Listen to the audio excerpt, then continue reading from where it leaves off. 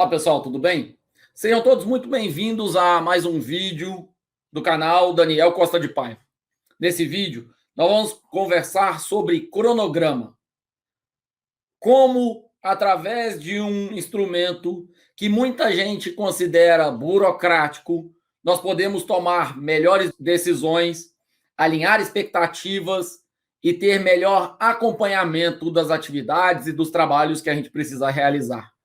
A primeira questão que a gente precisa conversar é sobre como vamos lidar com os nossos superiores, com os nossos subordinados e como a gente vai acompanhar adequadamente as atividades que são realizadas.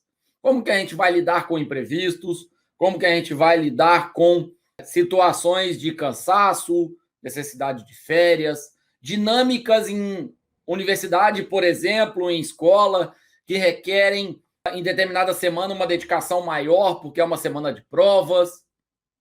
Nas outras semanas, alguma coisa um pouco mais tranquila, mais leve, onde alguns alunos têm um tempo livre e poderiam adiantar o trabalho e não sabem o que fazer. Então, se você é uma pessoa que quer ter melhores resultados, vem comigo que a gente vai conversar um pouquinho sobre o cronograma. Cronograma, como tomar melhores decisões.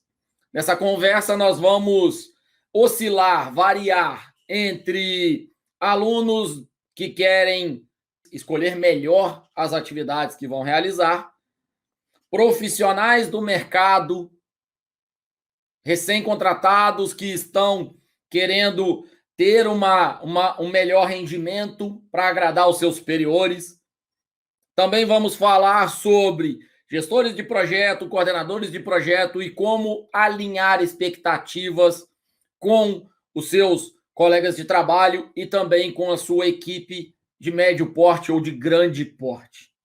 Para isso, claro, existem diversas ferramentas, diversos softwares de altíssima qualidade para acompanhamento de atividades, de cronograma, de planejamento de tempo, mas a base está em algo que começa muito cedo na nossa vida, que é o planejamento adequado. Isso é sempre muito difícil para a maioria de nós e em 2020, durante o período de pandemia, eu precisei organizar muitas coisas na minha vida e uma das questões que me ajudou muito foi cronograma. Como é que eu trabalhei com cronograma? Primeiro, pensando em cronograma acadêmico, que é aquela tabela ou matriz que a gente vai utilizar para uma proposta de trabalho, para um relatório de trabalho, para um trabalho final de curso, uma dissertação, uma tese, mas também pensando no lado profissional, como que o cronograma poderia me ajudar, e até no lado pessoal. Como que o planejamento da minha rotina poderia auxiliar no alinhamento de horários disponíveis, de horários para dedicar a atividades de casa, a atividades profissionais, a atividades acadêmicas, como conseguir organizar tudo isso. E aí é importante a gente entender que existe um cronograma proposto e existe o cronograma que vai ser realizado, que está sendo realizado. Então, vamos lá. O cronograma proposto é aquilo que eu imagino, é aquilo que eu coloco no papel e vou ajustando dia a dia, semana a semana, mês a mês, para validar as atividades que foram realizadas completamente, parcialmente, e também as atividades que não foram realizadas por qualquer motivo. Vou identificando os motivos e vou ajustando o meu cronograma. Vamos, então, entender que a maior parte do cronograma é uma tabela desse jeito, que, claro, pode ser feito utilizando algum software de planejamento, de acompanhamento de processos, por exemplo, mas também pode ser feito em softwares mais tradicionais, tipo Excel, tipo PowerPoint, tipo Word, mas também pode ser feito em papel e caneta. Nesse caso aqui, eu fiz diretamente no PowerPoint. Poderia fazer em papel e caneta e acompanhar, ticando, marcando as atividades que foram realizadas. O cronograma ele tem uma estrutura onde na primeira coluna estão as atividades. Aqui eu estou citando o exemplo de um trabalho acadêmico. E nas colunas, o período. A gente está supondo aqui um trabalho de conclusão de curso com 12 meses para ser realizado e algumas decisões para serem tomadas aí durante esse trabalho de conclusão de curso. Essa é a estrutura geral de um cronograma e a gente vai começar a trabalhar em cima dessa estrutura a partir de agora. Então, uma das perguntas que a gente pode fazer é, olhando para essa tabela, qual é a ênfase desse trabalho? Essa tabela nos diz muito mais do que apenas um objeto ou um item do seu projeto, algo burocrático. Por exemplo, quando a gente identifica o comportamento de uma escada no cronograma, é esse o comportamento esperado, onde cada uma das atividades anteceda a próxima e tenha uma duração que vai gerar esse comportamento aqui de escada. Ó. Quando a gente identifica esse comportamento que é esperado, ok. No entanto, fiquem atentos porque aqui, ó, nesse exemplo, nós já temos um platô. 4 meses onde a mesma atividade está sendo realizada. Nesse caso, o referencial teórico ou o embasamento teórico. Para responder a pergunta qual é a ênfase, sem dúvida, a ênfase desse trabalho aqui é no referencial teórico, onde há maior dedicação. Pode ser uma etapa com maior dificuldade, complexidade? Também pode. Mas é preciso que se tenha ênfase nessa parte. Ok? Nesse segundo exemplo, a ênfase é na contextualização, nos trabalhos relacionados. Ok? Neste terceiro exemplo, é no desenvolvimento. E aí, a gente vai começar a conversar um pouco sobre como resolver problemas decorrentes de prazo muito longo para uma atividade só. Em geral, o que a gente vai fazer?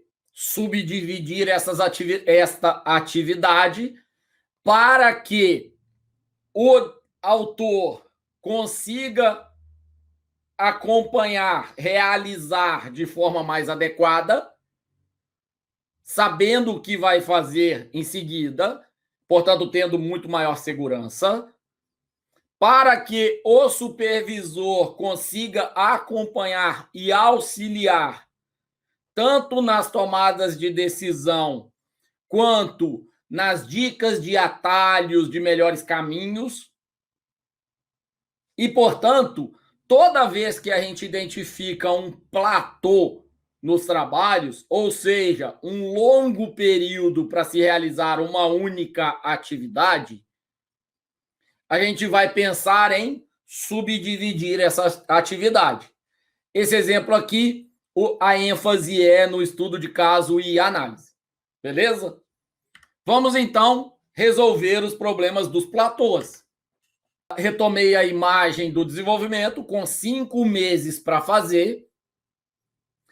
Ter 5 meses para uma atividade vai gerar um desânimo, vai gerar uma expectativa ruim. Porque, poxa, eu vou passar os próximos 5 meses fazendo a mesma coisa. E no final das contas, não é passar os 5 meses fazendo a mesma coisa. É que essa atividade está genérica demais. Então, vamos lá. Uma vez que o desenvolvimento leva 5 meses, do mês 3 até o mês 7, o que a gente fez? Mesclou essa célula aqui em cima, de 5 meses, que é o capítulo desenvolvimento, que é essa grande atividade, e a gente está subdividindo o desenvolvimento em 3 etapas. Como exemplo, tá? Poderia ser 5, 6 quantas etapas a gente quiser. Agora, na subdivisão, o que a gente tem? Modelo com 2 meses, versão 1 com 1 mês e versão 2 com 2 meses. Reparem, o modelo começa antes de concluir os trabalhos relacionados. Por quê? Porque o autor, o aluno, pode alternar entre uma atividade e a outra para melhorar o rendimento dele e evitar o cansaço de se dedicar apenas a uma das coisas. Minimizar, por exemplo, o tempo de estudo, tempo de dedicação. Por isso, 2 atividades no mesmo mês. Nesse caso aqui, o modelo é uma atividade que vai requerer um entendimento melhor, esboços, reuniões de alinhamento. Então, 2 meses para ele. Depois que o modelo tiver concluído, desenvolvimento da versão 1. Depois que a versão 1 tiver concluída, desenvolvimento da versão 2. Aqui, ainda com 2 meses, prevendo o quê? Teste, ajuste. Enquanto está sendo realizado o estudo de caso, está sendo desenvolvida a versão 2. Ok? Esses ajustes de prazo é muito típico de cada projeto, é muito característico de cada projeto, então não se preocupem. Entendam 2 coisas com essa imagem. A primeira das coisas é o comportamento de escada, suave, porque houve o detalhamento do que antes era um platô, e a subdivisão das atividades que ocupam muito tempo, que estão gerando platôs no meu cronograma. Agora vamos começar a entender para que serve esse detalhamento. Por exemplo, uma reunião que acontece no início do mês 4, e, portanto, aqui assim nas atividades, o que se espera de resultado? A conclusão do referencial teórico, a conclusão dos trabalhos relacionados e o modelo parcialmente feito. Se algo não foi feito que deveria estar pronto, se algo já foi adiantado, maravilhoso. Isso tudo pode ser conversado e ir fazendo ajustes para que no final o cronograma seja concluído. Ok? Vamos então pensar o seguinte: como que a gente usa o cronograma para facilitar a sua programação, seja você desenvolvedor, aluno, seja você orientador, gestor, e como a gente pode utilizar o cronograma para acompanhamento das atividades. Principalmente porque quando a gente olha esse caso aqui, ó, o que você espera do M3? É difícil alinhar isso com o aluno? É difícil alinhar isso com uma equipe? Porque você tem na equipe níveis de conhecimento diferentes e você não tem um dado específico para poder verificar se o andamento está dentro do cronograma ou não. 5 referências está em M2 ou M3? Depende do trabalho, depende do projeto. Então, a sugestão que a gente dá é o seguinte: vamos subdividir o cronograma para fins de melhor acompanhamento, para fins de melhor lidar com imprevistos, melhor lidar com situações de rendimento melhor e melhor lidar com situações de dificuldade, de rendimento mais baixo. Então, por exemplo, um aluno chega para mim e diz: Daniel, na semana do dia 16, ou seja, a gente subdividiu o M1 em 4 semanas, hipoteticamente 2, 9, 16 e 23, estabeleceu metas para cada semana, considerando que o referencial teórico tem entre 20 e 30 referências, M1 vai ser 15 referências. Cada semana 5, revisão na última semana. Ok? Ele chega na segunda semana e diz, Dani, olha, já consegui concluir o M1, as 15 referências, estou fazendo a revisão, gostaria de saber o que eu posso adiantar. Posso planejar uma viagem com a família na semana do 23? Pode planejar, você antecipou seu cronograma. Posso puxar uma atividade lá do M6, M7? Pode puxar a atividade. Então, a gente aumenta o rendimento e aumenta a flexibilidade do trabalho em equipe à medida que a gente vai negociando e ajustando o cronograma numa granularidade, numa subdivisão mais próxima do que o aluno ou o subordinado pode desenvolver. Então, é muito mais fácil chegar no final da primeira semana, no dia 8 ou dia 9, e dizer, olha, você conseguiu fazer 5 do referencial teórico?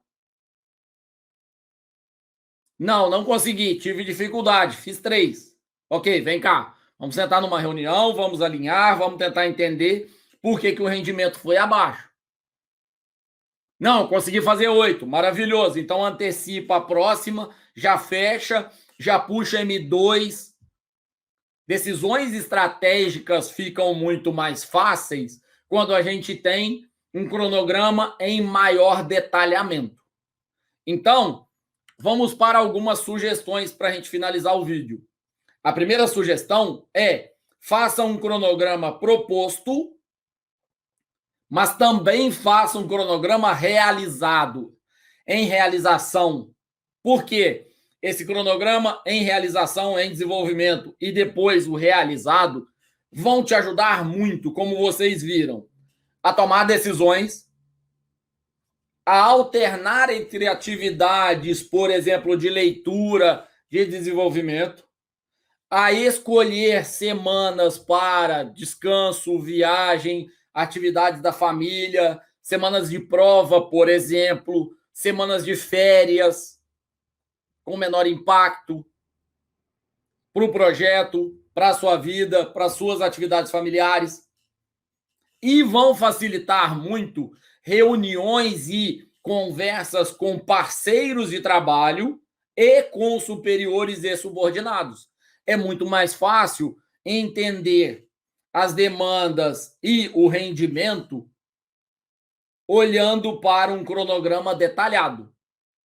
Óbvio que se você tem um prazo restrito e alguma recomendação oficial de cronograma, segue o cronograma burocrático, que reflita o sumário do seu trabalho. Se você não tem a obrigação de apresentar um cronograma burocrático, que é apenas uma sequência de capítulos do sumário, como as atividades que estão realizadas por mês, pensando na quantidade de meses total do seu trabalho, faça um cronograma detalhado para você, para o seu processo de organização e para suas tomadas de decisão melhores. Ok? A sugestão, então, é: crie um cronograma semanal, que você vai fazer a cada semana, coloca isso em local visível, porque é muito melhor você tomar decisão, é muito melhor você conversar com as pessoas em casa, é muito melhor você conversar com professores, superiores, subordinados, colegas de equipe, se você tem um cronograma detalhado. Ok? Eu sou Daniel, muito obrigado por ter acompanhado esse vídeo até aqui. Espero ter demonstrado para vocês que cronograma não é apenas aquela parte burocrática que a gente coloca nas propostas de trabalho e nos relatórios de trabalho, mas eles podem ajudar muito a gente a tomar melhores decisões e ter melhor qualidade de vida, porque a gente sabe que dia vai ter folga, que dia pode aumentar o rendimento, que dia o nosso rendimento para leitura não está bom e a gente quer passar para desenvolvimento, ou passar para escrita, ou o desenvolvimento não está bom, quer passar para leitura. Alternar entre atividades faz com que, no final das contas, no final do nosso cronograma, tudo tenha sido realizado da melhor forma possível. Se você tem alguma sugestão, algum comentário, algo que a gente não comentou aqui nesse vídeo, fica à vontade para colocar abaixo desse vídeo. Se você gostou, considere curtir, compartilha com os colegas, com os orientadores, com os professores, com os orientandos. Certamente várias pessoas podem tirar proveito do que a gente conversou aqui hoje. Um grande abraço a todos. A gente se vê nos próximos vídeos e não se esqueça de consultar as playlists do canal. Tem bastante material interessante que pode te ajudar. Um grande abraço a todos e até mais.